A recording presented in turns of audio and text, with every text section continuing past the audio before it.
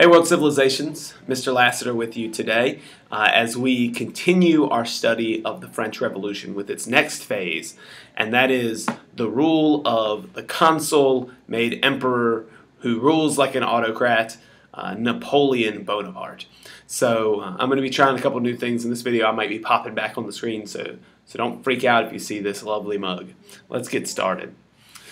So again, we're talking about the rise, reign, and fall of the man you see in this painting, crossing the Alps on his noble steed, cape flowing in the wind, leading the French armed forces. Yes, it's Napoleon. Let's take a look at our video goals, some things I want to make sure that you get out of this video. Understanding what events lead to Napoleon coming to power, what actions he takes once he's in power, both domestic and international. How did Napoleon rise to power affect the rest of Europe? What events lead to his fall from power after a short 15 years at the helm? And then I want you also to generate your own opinion of the legacy of Napoleon. Was he a revolutionary leader of France, or was he a despot? Was he a leader who restricted rights of the people? So let's go ahead and get started. Here you see him on his imperial throne.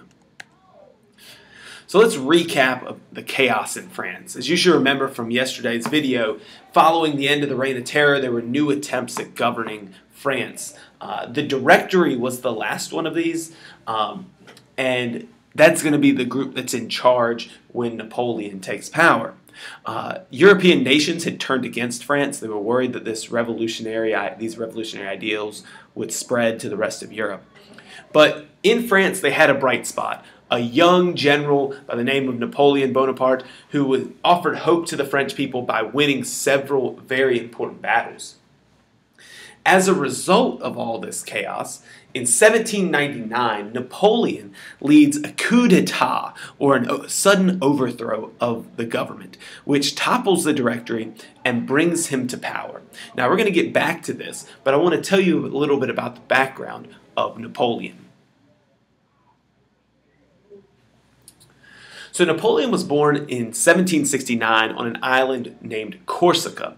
Basically, this was an Italian island that right before Napoleon was born was annexed by the French. So he has Italian ancestry, but he is a French national. He went and studied at a military academy in France, which he excelled at, although he wasn't necessarily well liked. Napoleon was short, he had not much money, and he spoke in a funny Italian accent. So naturally, the French did not care for this, or some of them did not. Speaking of him being short, this is where the term Napoleon complex comes in for someone who is short but yet commands a lot of power. Anyways, getting back to the French Revolution. The French Revolution, the wars that result with outside nations, they give Napoleon the opportunity to use the vast knowledge that he gained at this military academy. He had studied everything from the philosophy of war to war tactics, and so he rose quickly through the ranks. He became a brigadier general by the age of 24 and had won numerous battles and had become fairly well known. He was charming, he was energetic, he was confident, and the French began to see him as a hero.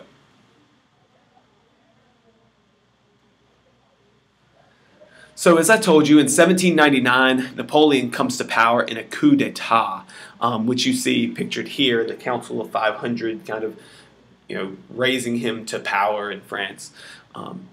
And as the leader of the country, he proclaims himself consul, and that France is a consulate, kind of like we saw in the Roman Republic.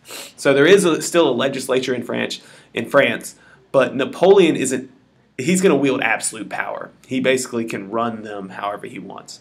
He appoints bureaucrats who are loyal to him. He controls the army, of course being a general himself. He influences the legislature, and he conducted foreign affairs for the government. In 1802, only 3 short years after becoming consul for a 10-year term, he becomes consul for life, and then he crowns himself Emperor Napoleon I. Here you see on the right an image of Napoleon crowning himself emperor in a ceremony in Paris. So pretty interesting there that he would put the crown on his own head. But let's take a look at some of his domestic policies.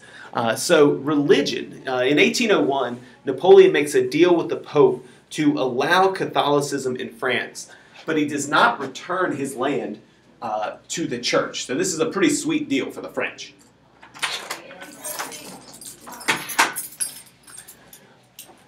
The second thing I want to look at, so that's kind of one big win for the French there, but also he codifies a series of laws, and this is one of his longest lasting contributions. It's what's called the Napoleonic Code. Basically, in France, you had different sets of laws for different regions of the country. There had been over 300 sets of these, and what he does is he establishes uniform law throughout the country. He's a very strong leader, and so this is what he does, and basically all of France has the same laws, but he also puts laws that had French Revolution ideas, i.e. Enlightenment ideas, behind them. For example, all citizens became equal before the law. Property rights were protected. He abolished serfdom completely in any form. But even with these kind of progressive reforms, keep in mind that he was an absolute monarch, and so he severely limits the freedom of the press. He also, as we mentioned earlier, establishes bureaucratic offices, which he makes sure are promoted based on ability only. And he creates even this new aristocracy, where if you have great ability, you're made a member of this upper class of France. So it kind of abolishes the old aristocracy and creates this new one based on merit. Of course, Napoleon is best known for his military leadership. So let's take a look at this and some of the things he did with building his empire. When he first comes to power, Napoleon is quoted as saying this on the right, that the French Revolution is not finished as long as the scourge of war lasts. I want peace, as much to settle the present French government as to save the world from chaos. And so one of his first actions as consul and then emperor was to sign a peace treaty with the countries which France was at war with, Britain and Russia, and I believe Prussia or Austria was the other. But that treaty doesn't last long, because just a couple years later, France is back in a war with pretty much the same exact people. Britain, Russia, Prussia, Austria, and even Sweden. But Napoleon has quite a bit of success in this war, and it allows him to expand French territory.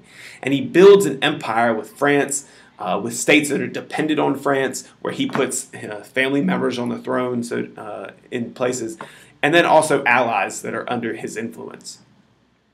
In 1808, Napoleon invades Portugal and Spain and takes over. The Portuguese monarchy flees to Brazil.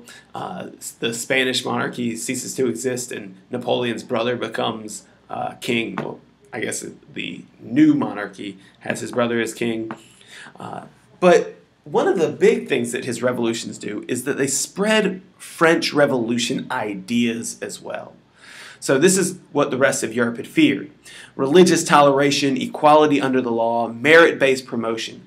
These ideas spread to countries that Napoleon either directly controls or that are dependent on him. So these ideas, which had been kind of marinating in Europe throughout the French Revolution, finally diffused throughout Europe.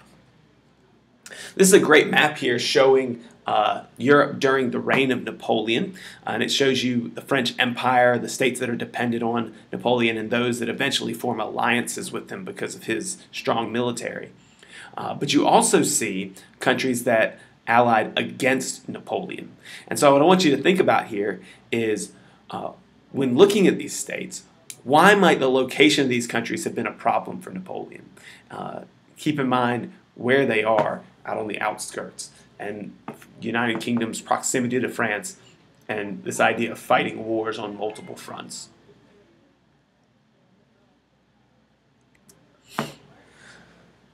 So Napoleon doesn't stay in power forever. We already know that, I hope. So what brings about his kind of long fall from grace after being so powerful in the first 10 years of his monarchy, or of his absolute rule as emperor? How does he fall in 5 short years? Well, it has a lot to do with the British, nationalism, and Russia. So the British were still an extremely strong naval force, and that was a problem for Napoleon. The naval forces of Britain defeated a combined French and Spanish fleet at the Battle of Trafalgar. And so, knowing that he's not going to defeat the British Navy, Napoleon tries to start economic warfare to restrict trade against Britain, basically not allow Britain to trade on the continent of Europe. But that kind of fails. So spends a lot of money on this, can't defeat him. Secondly, nationalism. French had spread that revolution, that spirit of revolution that I talked about.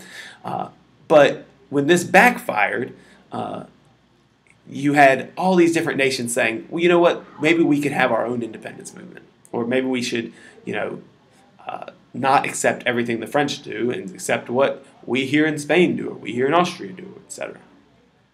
And then last one is that Napoleon broke a maybe not so well known at the time rule of warfare, which is never invade Russia in the winter. Russia would not cooperate with French trade demands, especially in stopping trade with Britain. So Napoleon knows that he has to invade. He's got to make them listen. And the French roll over the Russians. They really do a nice job of coming in and defeating them at every battle. They even come in and burn the capital city of Moscow. But the Russians had this tactic where they would just retreat and retreat and retreat, and as they retreated, they would burn their fields and burn everything, this scorched earth policy. And so Napoleon and his troops get deep into Russia in the middle of winter, and there are very few spoils of war. No food, not many good shelters for his army here in the middle of winter, and so he starts to lose a lot of men. And the French, even though they have won several battles, are forced into retreat, and it costs them thousands of men, and it severely weakens their army. So with this weakened French army, which retreats back into Central Europe, the rest of Europe says, like the rest of Europe, such as Britain, basically says, now is the time to attack. Because their army is weakened. So in 1814, there's this invading force of allies against France, and they capture Paris in 1814. Napoleon is arrested. He's sent into exile on the island of Elba, and the French monarchy is actually restored to power in France. So throughout this whole revolution, through this whole time Napoleon is powerful, ultimately, we still end up with a king on the throne of France. But it's not over, because Napoleon gets bored on the island of Elba, and he escapes. And he returns to France in 1815 to regain the country. He comes up to the troops, and they all get ready to arrest him. He says, or to shoot him, he said, "Would you shoot your emperor?" And of course, they do not. They still love Napoleon for what he did, so they pledge loyalty to him. He raises an army to fight against his European enemies and reestablish himself as emperor. However, he's going to meet his match pretty early on. In 1815, at Waterloo in Belgium, a combined Prussian and British force destroy Napoleon's army, and this will be his final defeat. They learn from their mistakes, and instead of sending them to Elba in the Mediterranean, they're going to send him to St. Helena, which you see pictured on that map, out in the middle of the Atlantic Ocean. It will be there that Napoleon lives out the rest of his 6 years of existence, and he dies in 1821. To the right, you see a painting of Napoleon on his deathbed and the death mask of Napoleon. So to recap this fall from grace, after Napoleon loses He is sent, as you see in the top left, into exile to Elba. This is a political cartoon showing him broken and being sent shamefully away. Remember, he returns, makes his triumphant return to France 1 year later, as you see in the top right, but at Waterloo, he meets his match. And if you ever hear somebody say that you have met your Waterloo, you have, at your final battle, and you have lost it. And so, as you see in the bottom right, Napoleon, for some reason depicted still in military garb, lives out his final days in exile. So at this point, I want you to start thinking to yourself and answering these questions. So what I'm going to show you next, the next couple slides, I really want you to think about and kind of stretch your brain a little bit to see what your opinions are on these questions. We're basically done with the fact information, so see what you can get out of this. Take a look at these images, and we want to think about what is the legacy of Napoleon.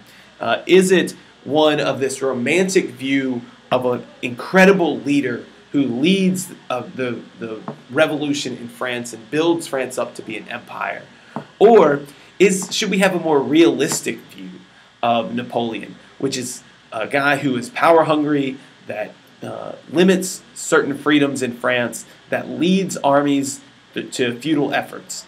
And I think these paintings do a good job of this. On the left, you see the image we started with, Napoleon crossing the Alps, and he looks extremely powerful.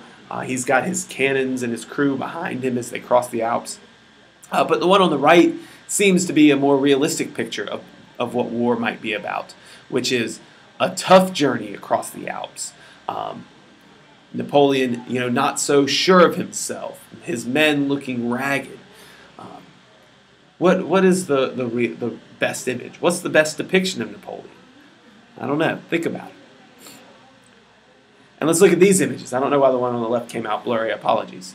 But in some ways, we have to think about, was Napoleon a preserver of the revolution? Was he a revolutionary figure, or is he an absolute oppressive ruler? Was he a despot? So keep in mind that Napoleon had codified some of French Revolution's most precious ideas, especially equality under the law for all people and promotion based on merit. But he also considered himself an emperor, and he ran the country at his will. So thinking back to what we've covered on Napoleon, do you believe that he was a preserver of the French Revolution and French Revolution ideas as kind of another step in revolution? Or was he simply a power-hungry emperor who leads France into battle over and over and over again until eventually they get defeated? I don't know. So that's it for the notes, guys. But bonus information. So let's get going. Let's look at some of this. So here are the video goals. Hopefully you got them. Should have shown you that a minute ago. But let's look at bonus info. And I have a question here. Why is Napoleon Bonaparte always pictured with his hand in his shirt? Let's think about it. Don't know what I'm talking about? This is what I mean. Napoleon, hand in shirt. Napoleon, hand in shirt. Napoleon, hand in shirt. And this too. Napoleon talking to people with his hand in his shirt. Napoleon talking to more people with his hand in his shirt. All right. What's the deal with this image of Napoleon that we're so familiar? It's so familiar to us, where he kind of has his hand in his waistcoat pocket. And how come this catches on? George Washington pictured here, that's prior to Napoleon. In the middle, Simon Bolivar, after Napoleon, or around the same time as Napoleon. To the right, another president of the United States, Franklin Pierce, much later. We have a photograph here. Again, hand in waistcoat. What's the deal? Well, here's some theories, and likely and unlikely theories. And if you'd like more on the topic, you can go to mentalfloss.com, where I found my information.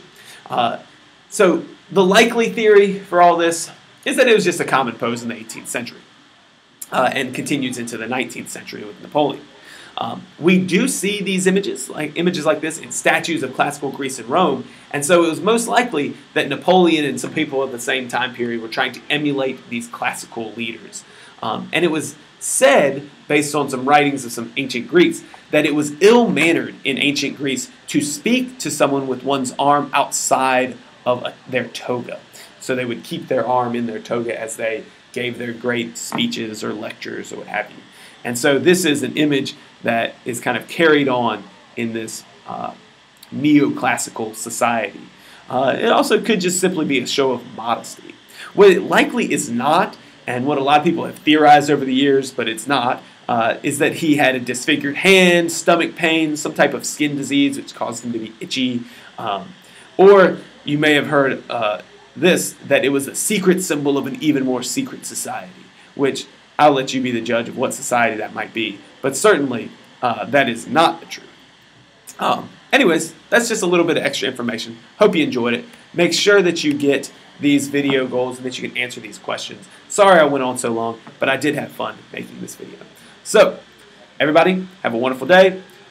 Enjoy your long weekend, unless you're watching this next year, in which case you might not have the same long weekend. See you later.